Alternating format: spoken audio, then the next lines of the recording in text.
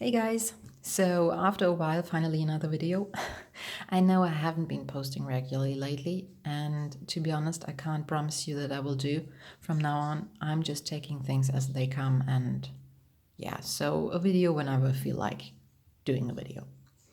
Well, today is about my planner for 2019, the one you can see right here. It is a dark blue Moleskine weekly notes planner. This is going to be my day planner for the next year. And what I'm showing you today is how I set it up. So it's not in the original state any longer. I already put some extra pages in there or simply glued some stuff over some pages that I probably will never use, like the time zone table and stuff like that. So I already made some adjustments to it, and I'm now going to show you how it looks like after those adjustments. So without further ado, let's have a look into my planner. This one is almost A5 size, at least when it comes to the length. The width is a bit smaller, I would say, but it's quite handy. So, and it's a soft cover. That's something I like. And you can easily toss it into a bag or something, and it definitely won't get damaged or something. So that's what I love about Moleskine. Okay, let's have a look. And that's the first page, and the first page that I altered already. On the first page, you can normally read something like, in case this one gets lost, please return to, and expect, I don't know, maybe a certain amount of dollars or euros if you return it. I didn't like that page, so I simply used, I think this one was from Flow magazine, a sheet of paper I had in there. I've got this, how's it called? A book for paper lovers from Flow magazine. I've got 2 editions, and I think this one was in one of them. I just wrote 2019 in the middle and then glued it on here. So for a nice start, so to say. Then I glued 2 pages together. They were basically empty and didn't really make any sense, so I glued them together. Then I added I overglued the following pages. Okay, there are a lot of default pages in there, but this one is the first page I overglued, as you can see. I printed something on sticker paper and then put the sticker paper on it. You can see it if you have a closer look. And this one is about me from A to Z. So I got this idea from Pinterest, and it's quite funny. You can, note down some facts about you for every letter of the alphabet, so to say. And I'm not going too much into detail here. Okay, the next pages are the annual overviews. It's 2019 and 2020. I will leave them as they are. So nothing to change there. I'll probably not have a look at those quite often, but I decided to leave them as they are. And these are followed by the monthly spreads. And this is something I really don't like about Moleskine. The monthlies are all crammed onto one page, and I will probably never really use those, to be honest. Just too small, not enough space. And you can see there, every month is the beginning of the planner, and then the weeks follow later on.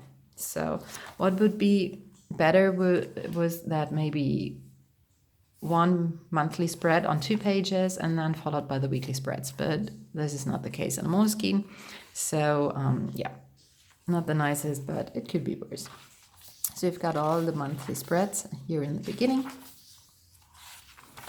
I just quickly scan through them, and then there were a couple of pages that I overglued because I will never use them.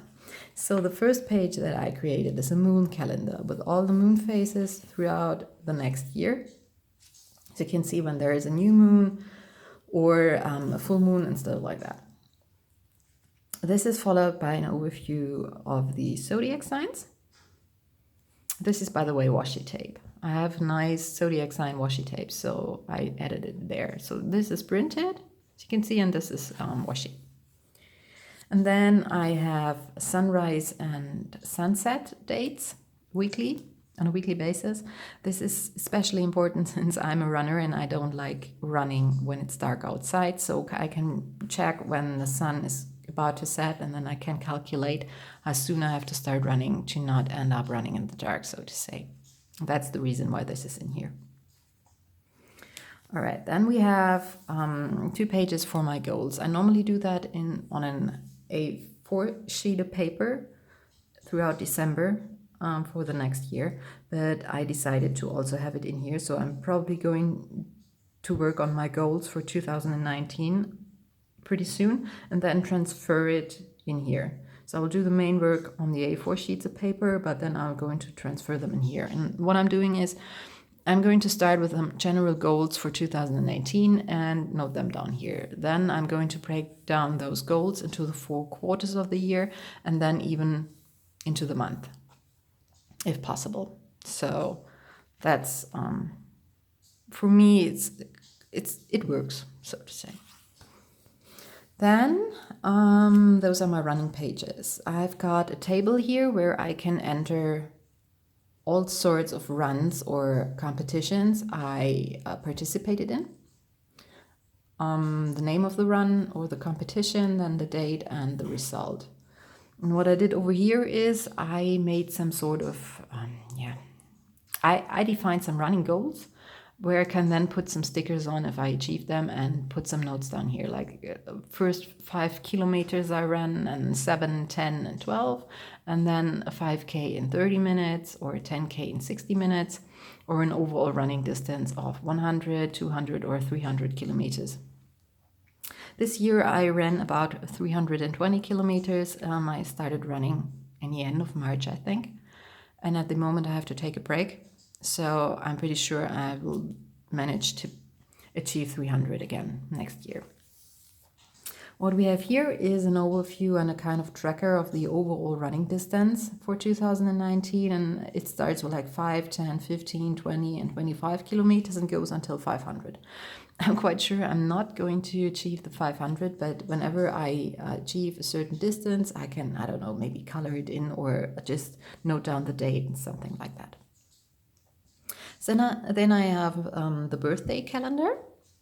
This one is pretty easy to fill. You note down the name in front of here, and then you have a column for each month where you just put in the number for the day. For me, it would be, for example, you would write Uta in the front, and then for September, you would note down a 26.